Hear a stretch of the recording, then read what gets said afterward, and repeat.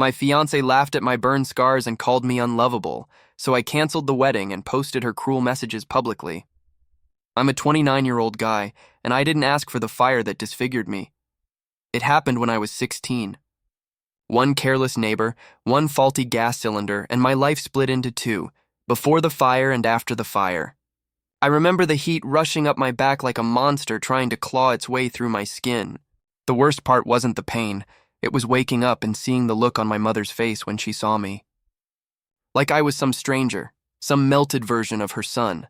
The left side of my chest, most of my right shoulder, part of my neck, all covered in jagged, uneven scar tissue. They did what they could in the hospital. Skin grafts, creams, but nothing fixes how people look at you after something like that. I stopped swimming. I stopped changing in locker rooms. I avoided relationships. Every mirror felt like a cruel reminder that no one would ever look at me with desire again. I became the funny guy, the good friend, the invisible one. Years passed. I focused on work, on healing, on being a decent person, and eventually somehow I learned to live with my scars. I even started believing I might deserve love. That's when I met Alina. She smiled like she meant it, touched my hand like she didn't notice the texture, asked about the scars without pity. She made me feel normal, maybe even attractive. I couldn't believe someone like her was interested in someone like me, but she was. Or at least I thought she was. Looking back, I should have listened to that voice in my head that whispered, "This is too good to be true." But when you've been lonely for years, even a whisper of affection feels like a lifeline, and I grabbed it, without realizing I was walking straight into the fire again. I met Alina at a housewarming party my coworker threw on a rainy Sunday. I almost didn't go. I'd already come up with a dozen excuses in my head. It's too far. I've got emails to catch up on. I don't know anyone. But the truth was simpler. I didn't want to be stared at. Crowds make me nervous. Small talk makes me self-conscious. But that night, something made me show up. Alina was sitting on the kitchen counter, barefoot, sipping from a wine glass like she owned the whole place. She had this chaotic energy, like she'd burst out laughing or tell someone off in the same breath. And when I walked past her to grab a drink, she said, "I like your jacket." Vintage, I froze. People don't usually strike up conversation with me unless they're being polite. But her eyes didn't do the flick-down, flick-up move to my neck. No searching for the scars. No flinching. We ended up talking for nearly 2 hours in the corner of that party. She asked about my job, my favorite movies, my worst date ever. She even leaned in and asked quietly, "Can I ask about the scars? If that's okay?" No weird pity in her voice, just curiosity. Respectful, I told her the story. She listened. And then she said, "You're still handsome, you know." The fire didn't win. That line hit me like a brick. I don't even remember driving home. She messaged me the next day. "Still thinking about our chat. You're interesting. No one had ever called me that before. Not someone like her. Not someone who could have had anyone in that room. I didn't know it yet. But that message would start a relationship that felt like redemption, at least for a while." The first time Alina joked about the fire, it was so subtle I almost missed it. We were out with her friends, some rooftop lounge where everyone looked like they belonged on a magazine cover. I was trying not to fidget with my collar, which I'd adjusted twice already to make sure it covered the top part of the scar on my shoulder. Someone brought up cooking, and I made a lame joke about being a terrible chef. That's when Alina jumped in, laughing. "Yeah, you don't want him near the stove. He's already had his well-done moment." Her friends burst out laughing. One even fake-fanned herself, saying, "That's dark." I laughed too, sort of. But inside, something twisted. My ears got hot. My chest tightened. It wasn't just the joke, it was the ease with which she said it. Like it was nothing. Like I was nothing. Later that night in the car, I brought it up gently. "Hey, that joke earlier. About the stove. Kinda stung a little." She glanced at me like I was being dramatic. "Babe, it was just a joke. Don't be so sensitive. You're always telling me I can be real with you." Real. That word echoed in my head.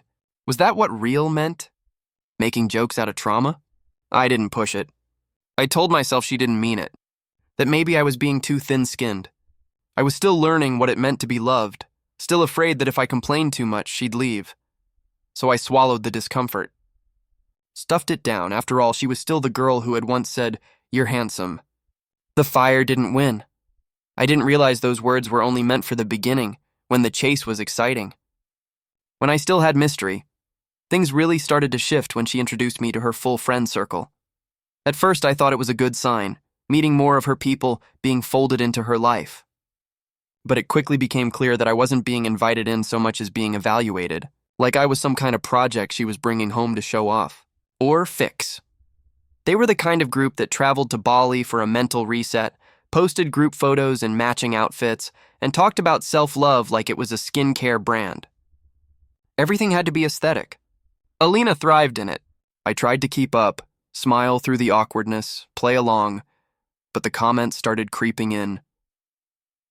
One of her friends, Melissa, leaned over during a dinner and whispered, "You know, you're lucky." Alina doesn't usually go for guys who aren't conventionally polished. Another time, her friend Zara said, "You should try that TikTok filter that clears your skin. Might hide your scars a bit." Alina didn't defend me. She just sipped her wine and said, "He's tough. He can handle it." After one particularly exhausting brunch, I told her, "I miss hanging out with my friends." "It feels like I'm always with yours now." She rolled her eyes. "Well, maybe if they weren't so low vibe and judgmental, I wouldn't mind them." Low vibe. That's what she called the people who'd known me since before the fire. The ones who never made me feel like a burden. I started to feel like I was shedding parts of myself just to stay in her world, and the more I gave up, the more she expected. Her rules, her timelines, her filters, her silence whenever someone took a jab, but I kept telling myself it was fine, that maybe this was what being loved looked like. We had been together just over 2 years when I proposed. It wasn't some big viral moment, no hidden photographer, no flash mob, just me, her, and a quiet rooftop where we first kissed. I held out the ring with shaking hands, and for a moment, I saw the same softness in her eyes that I fell for. She said yes. She even cried. But as we drove home, she wiped her tears, pulled out her phone, and said, "I need to get my nails redone before we post anything. The lighting has to be perfect." I laughed, thinking she was joking. She wasn't. Over the next week, her Instagram lit up with subtle shots, her holding coffee, petting her dog, adjusting sunglasses, all of them designed to show the ring. But never once did she post me. Not one photo of us together. No, he asked, and I said yes. Just her hand and vague captions like, "Big things coming." I tried to play it cool, but it stung. I asked, "Hey, why not post a picture of us?" She smiled without looking up from her phone. "It's not about us, babe. It's about the moment. The aesthetic. People don't need to see everything." That word again. Aesthetic. Not real. Not raw. Just filtered perfection. She started planning the wedding like it was a brand launch. Vision boards. Color palettes. Even a private Pinterest board labeled "My Dream Life." I was in none of it. One night, I caught her editing a photo of us, cropping it to hide the part of my shoulder where the scar peeked out. She didn't even realize I was watching, and for a split second I saw it. Not love, not pride, but something closer to embarrassment. But I still didn't walk away, because I had already paid the deposit. It was a Tuesday night, and I was already home from work, half asleep on the couch, when she walked in carrying a tiny bag from some upscale boutique. "Guess what I got you?" she said, all smiles. I sat up, expecting maybe snacks, maybe a funny card like she used to surprise me with. Instead, she pulled out a small white jar. "It's this new Korean scar lightening cream. Super expensive, but worth it. The reviews say it can really help with pigmentation." I stared at it. She held it out like it was a gift. Like she was proud of herself. I forced a laugh. "For me? Yeah, duh. I mean, only if you want. I know your scars bother you sometimes. Thought it might help for the wedding photos, you know?" I felt like my skin was being peeled off slowly, layer by layer. I didn't even respond, just nodded and mumbled something like, "Thanks," before heading to the bathroom. I locked the door, sat on the edge of the tub, and stared at that jar in my hands. I don't know how long I sat there. What bothered me wasn't the cream itself. It was what it confirmed. That she saw my scars not as part of me, but as a flaw she needed to fix. Something to smooth over before she introduced me to the world as her husband. Later that night, I placed the jar on her vanity. She didn't ask why, she never apologized. Just kissed me on the cheek and said, "You'll look amazing." Don't worry. But I was worried. Worried that the woman I loved wasn't trying to love all of me, just the parts she could make presentable. And maybe, deep down, I already knew I was just another item on her list of things to curate. The venue was beautiful, floor-to-ceiling windows, warm oak beams, chandeliers that looked like stars trapped in glass. It was the kind of place Alina had dreamt about since she was a teenager. She even cried when we walked in. "This is it," she whispered. "This is the fairy tale." I smiled, trying to hold on to that flicker of hope. Maybe the wedding would fix things. Maybe the stress was making her act this way. Maybe, just maybe, she still loved me underneath all the performance. Then came the dress rehearsal. The planner asked us to stand in the exact spot we would be for photos.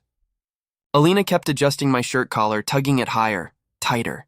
"Babe," I whispered, trying to loosen it. "I can't breathe like this." She gave me this sharp little smile. "Just for the photos. I don't want the scar showing too much. You know how lighting can make things worse." Worse. That word echoed in my chest like a hammer on glass.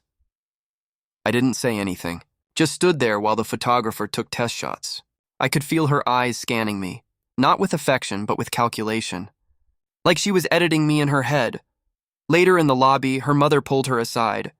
I wasn't supposed to hear, but I caught it anyway. "At least he's tall," she said. "That'll distract from—" Alina didn't correct her. Didn't defend me. She just nodded. I excused myself, said I needed to take a call, and went out to the parking lot. I sat in my car for 10 minutes, staring at my reflection in the rearview mirror, and for the first time in years, I felt like that scared, burnt teenager again, desperate to be seen as more than damaged goods. But no matter how hard I tried, I could feel the edges of something breaking. A week after the rehearsal, I was at her apartment helping organize some wedding spreadsheets on her laptop. She had stepped into the shower, shouting from behind the door. "Just check the seating chart, it's in the Google Drive." I opened her browser, and that's when it happened. WhatsApp web tab was already open, her group chat with her maid of honor and 2 other close friends. I didn't mean to read anything, but one line caught my eye before I could look away. She says she loves him but can't even stand looking at those scars. I froze. My stomach dropped, and for a second I thought maybe they were talking about someone else. But then another message popped up like the universe wanted to make sure I saw it all. She told me it's not about love anyway. He's safe. He won't cheat, and he's obsessed with her. My hands were shaking. My throat went dry. Another message. I swear I'd vomit if someone with skin like that touched me. And the worst part? Alina laughed at that one. Reacted with a heart emoji. I felt like I was floating outside my body. Time slowed down. The steam from the bathroom still curled through the doorway, and I could hear her humming to herself, like everything was normal. Like my entire world wasn't collapsing 10 feet away. I took a screenshot. I don't even know why, reflex maybe. Proof that I wasn't making it up. That the woman I loved wasn't just cruel. She was strategic about it. When she came out, towel in her hair, I couldn't look at her. She smiled, kissed me on the forehead, and said, "Did you find the file?" I nodded slowly, but what I found was so much worse. I waited until the next night. I don't know why I didn't confront her immediately. Maybe I needed the night to rehearse. Maybe I still hoped there was a misunderstanding. Maybe a tiny, desperate part of me wanted her to cry and say, "I was venting, I didn't mean it, I love you." We were in her living room. Wedding invites scattered across the coffee table. Her phone buzzing nonstop with vendor updates. She was multitasking like usual, texting someone, sipping a protein shake, half watching a bridal vlog on her iPad. I said her name once, then again. Firmer. She looked up, eyebrows raised. "What's wrong?" I opened my phone, turned the screen toward her. The screenshots glared back in the soft light. She stared at them for 2 full seconds, then scoffed. "You went through my messages?" That was her first reaction. Not guilt. Not panic.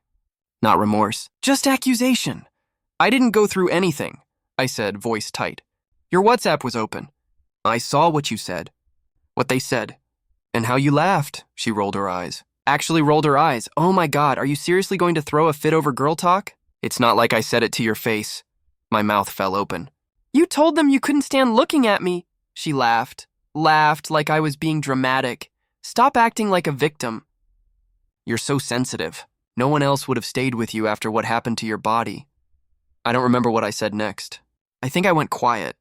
I just stood there, feeling every ounce of oxygen drain from my lungs. She kept talking, kept twisting it. Said I was insecure.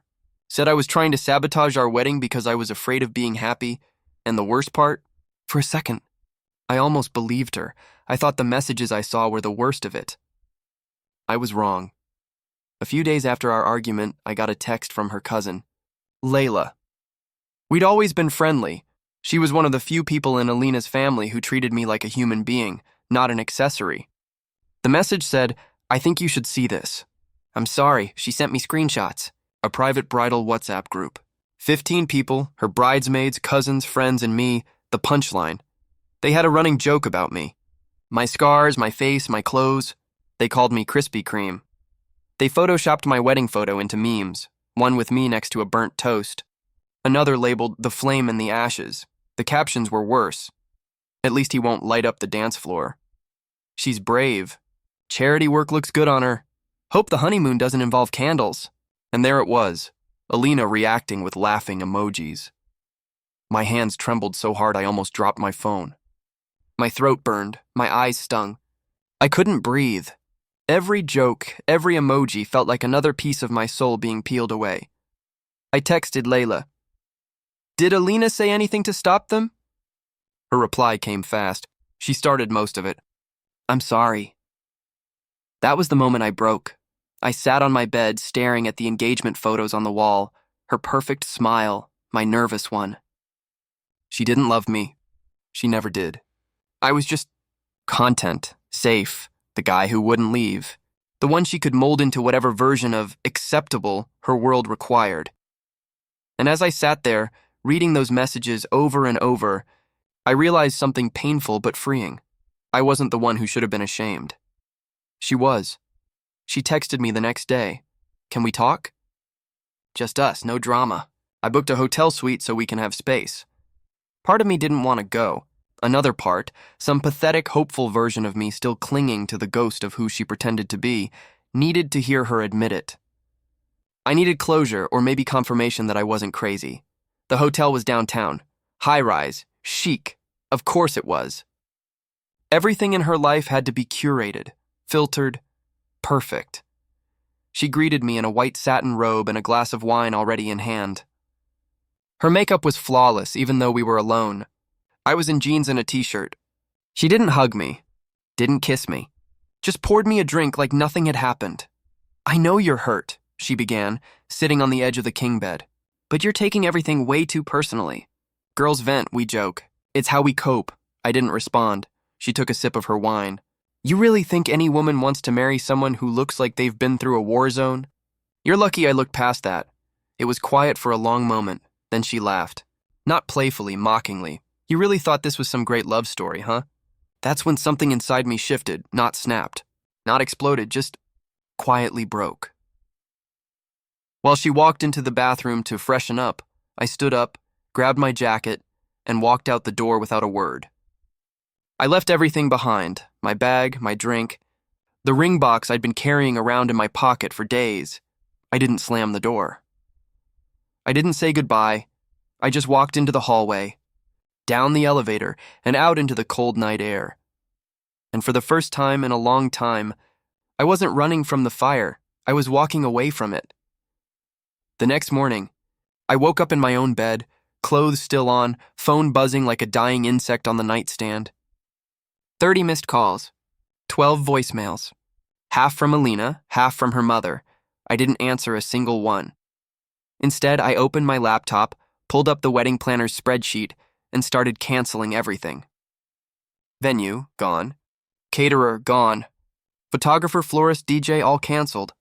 Each click felt like removing another chain from my neck. When the planner asked for a reason, I simply wrote, "The bride is no longer the person I agreed to marry." By noon, my phone lit up again. Alina's text this time. Are you serious? You're going to humiliate me like this? Do you know how many people already know about the date? Then another. You can't just leave. You'll owe me half the deposits. And then, the one that made me laugh through the ache, "I'll sue you for emotional damages." I didn't respond. 2 hours later, her mom called. Her voice was cold, practiced. "Be reasonable, dear. You're a man. You don't just walk away because a few girls had a laugh." I hung up. That night, I deleted our shared calendar, our photo album, our entire digital life together. I even boxed up the engagement ring, the framed photo from our first anniversary, the mug she got me that said, "My Forever." It all went into one cardboard box. I left it outside her apartment door with a note. "You wanted a perfect wedding. I wanted a real marriage. We both didn't get what we wanted." She called me nonstop afterward, alternating between crying, screaming, and begging. I stayed silent. For the first time, my silence wasn't weakness, it was control. But deep down, I knew it wasn't over yet. Because people like her never go quietly. I didn't set out to ruin her. I really didn't. But when she started telling mutual friends that I was the one who flipped out, that I was emotionally unstable and too insecure to handle love, something inside me snapped. She wasn't just playing the victim, she was rewriting the story. Painting herself as the poor fiancé who got abandoned by the burnt, bitter guy. So I did what I never thought I would. I uploaded the screenshots, not publicly. Not at first. I created a password-protected blog, laid everything out, the bridal group chat, the cruel jokes, the insults, the messages where she openly admitted I was safe and easy to manipulate. I blurred names. No doxing, no full-on exposure, just the truth. Then I sent the link to 4 people. Her cousin Layla, my best friend Marcus, my coworker Rachel, and one of her bridesmaids I barely trusted. I didn't say a word. I let the messages speak for themselves. Within 24 hours, it spread like wildfire. I started getting DMs from people I hadn't heard from in years. I had no idea. "You didn't deserve that. Thank you for speaking up. I've been in something similar. One message hit me the hardest. You're braver than you think. Some people wear their scars on the outside. Others hide them with pretty lies." Her phone calls stopped. Then I heard from Marcus. He said Alina's influencer partnership with a skincare brand had just been pulled. Apparently, someone sent them the screenshots. "Doesn't align with brand values," they said. Her cousin texted me a single sentence. "She's spiraling." I didn't feel victorious. I felt free. And for the first time in this entire nightmare, I realized you can fake words, but you can't fake receipts. It didn't happen all at once, but the fall was steep, and it was hers alone. First, her influencer deals dropped her. Then the wedding boutique that had offered to sponsor her dress publicly distanced themselves, issuing a polite but brutal statement about aligning with kindness and integrity. Her curated image, confident, empowered, inclusive woman, crumbled under the weight of her own words. People dug through her old posts, finding little inconsistencies, cracks they hadn't noticed before. The same followers who used to flood her comments with hearts now asked, "Is this the same person who mocked her own fiancé's burn scars?" She tried damage control, of course. A teary Instagram story. No makeup. Hoodie on. I've been going through a lot. I made jokes I shouldn't have. Trauma makes us act in ways we're not proud of. But no one bought it because the internet doesn't forget, and cruelty isn't a glitch. It's a pattern. I watched from a distance. I didn't gloat. I didn't pile on. I just observed. I heard from mutual friends that her parents were furious. Apparently, the extended family knew everything now. Her mother even called me again, this time not to scold, but to apologize. It was brief, awkward, and almost robotic, but it was something. Alina herself never apologized. Not directly. She did, however, send me a long voice note. It started with sobbing, then blaming, then a weird plea to at least talk things out like adults. She ended it with, "You knew I had issues. You knew I was trying. Why would you destroy me like this?" I didn't respond, because I wasn't the one who destroyed her. She did that when she laughed at my pain over and over. Like it was entertainment. I just stopped letting her get away with it. 2 months after the wedding that never was, I booked a one-way ticket to Iceland. No plan, no itinerary, just me, a backpack, and silence. I remember standing on a black sand beach, wind slapping my face, the cold biting through every layer I wore. And for the first time in what felt like years, I didn't feel like a burden.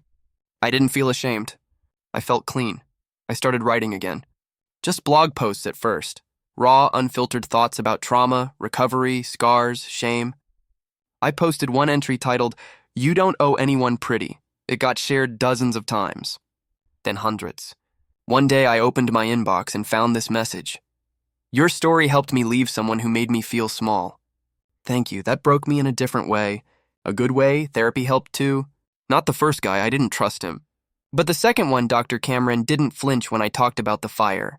Didn't tell me to forgive and forget. He just listened. And slowly I started rebuilding, not just from what Alina did, but from what I believed about myself long before she ever came into the picture. I started wearing short-sleeved shirts again. I took photos, real ones. Full face, scars visible. No angles, no filters. People still stared sometimes. Some kids asked questions. But now I answer them honestly. This is from a fire, but I survived. Sometimes I still hear Alina's voice in my head, that cruel laugh, the way she said, "You're lucky anyone wants you." But now, another voice cuts through, mine, and it says, "You are not lucky to be loved. You are worthy of it." I didn't get revenge. Not in the petty sense. I got something better. Peace. Sometimes I imagine what I would say to her if I ever responded to that last voice note, not to scream.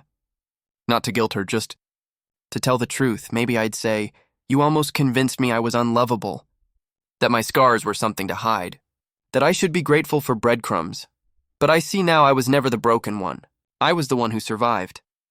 I think about that night in the hotel. Her robe, her wine glass, her laugh. The moment I walked out and didn't look back. I've replayed it 1,000 times in my head, not to torture myself, but to remind myself I had the strength to leave. And sometimes, late at night, I do miss her. Or at least the idea of her. The person I thought she was. The warmth she faked so convincingly in the beginning. I mourn the version of us that only ever existed in my head, but mourning isn't the same as regret, because if I had married her, I would have buried myself. She blamed the alcohol. She blamed girl talk. She blamed trauma. But the truth is, she chose cruelty. Over and over. Behind closed doors. In front of friends. In texts she never thought I'd see, and I blamed myself for staying. For hoping. For believing. But now, I don't blame her. I don't blame myself. I blame the choices, her choices, and that's what set me free. I never sent her that final message. I don't need to. Closure doesn't always come wrapped in a bow or tied to a confrontation.